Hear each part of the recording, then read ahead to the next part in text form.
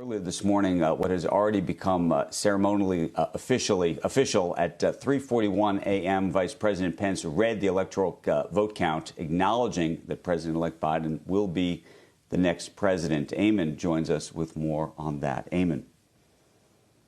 Yeah, Andrew, it was an awful and tragic day in Washington, D.C. yesterday, but in the end, it came to a conclusion just as the Constitution said it must, with Mike Pence, the Vice President of the United States, officially announcing the results of the election, announcing his own defeat and the victory of Joe Biden. Here's that moment.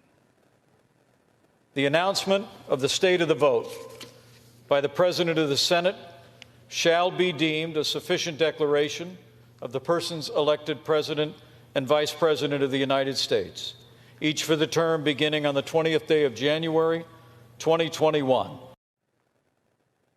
Now, just minutes after that, we had a statement online on Twitter from Dan Scavino. He's the social media director at the White House. The president, of course, has been banned from Twitter for election misinformation and inciting violence. So the president was not able to issue a tweet on his own. Dan Scavino issuing this tweet on the president's behalf. He says, "Even though I totally disagree with the outcome of the election and the facts bear me out, nevertheless, there will be an orderly transition on January 20th. I have always said we would continue our fight to ensure that only legal votes were counted. While this represents the end of the greatest first term in presidential history, it's only the beginning of our fight to make America great again." So the official concession of the 2020 election that the president had refused to make for months in the wake of the election. Now the president signaling there will be an orderly transition. Not clear where we go from here today, guys. We saw a raft of resignations from the White House staff last night as staffers were appalled by the conduct of the president and what they saw in the streets of the nation's capital yesterday. We can expect, I think, some more of that. There has been talk of where to go next. Is there an impeachment up on Capitol Hill? Does someone in the cabinet try to invoke the 25th Amendment and end the president's term early, before January 20th? All of that seems embryonic at best at this point and unlikely at this point. But those conversations, we are told, have taken place at various levels. Nothing significant to tell you about this morning. But I can tell you guys, I spoke to White House aides yesterday who were agonizing with the decision of whether or not to continue to serve this president after his language and what happened with his supporters storming the Capitol yesterday, guys. Back over to you.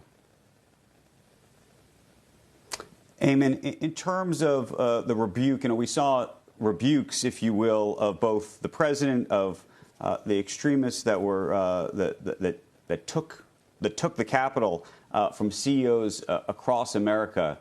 Yesterday, I think, like so many other Americans, they were just so disgusted with what was on display. When you think about the enablers that have allowed a lot of this to happen, do you think that this changes any of the dynamic in Washington going forward? You know, for the enablers themselves, I don't think so. The hardest core group is living in a reality in which this all makes sense in their brains, right? I mean, you saw Rudy Giuliani yesterday on the ellipse at the National Mall calling for trial by combat, speaking to the very group that would then march down to the Capitol and storm it and fight Capitol Police and storm the House and Senate floors, the very temple of our democracy. Rudy Giuliani is not likely to be transformed by what happened yesterday. I think, if anything, there will be a hardening. And my concern, frankly, Andrew, is that these Trumpist forces had a success yesterday, and they were able to stop the constitutional process. They were able to force the Vice President of the United States and the Senate to scurry for cover. They took the floors. They controlled them unrestricted for a long period of time yesterday. And I think they will view that as a big win. And I think that's a big recruiting calling card for that group. To say, look, we're the ones standing up, join us. I think their ranks might swell as a result of this. And I think that's the alarming and concerning thing. I mean, 4 people died yesterday in this. This wasn't just some harmless prank. Shepard Smith here. Thanks for watching CNBC on YouTube.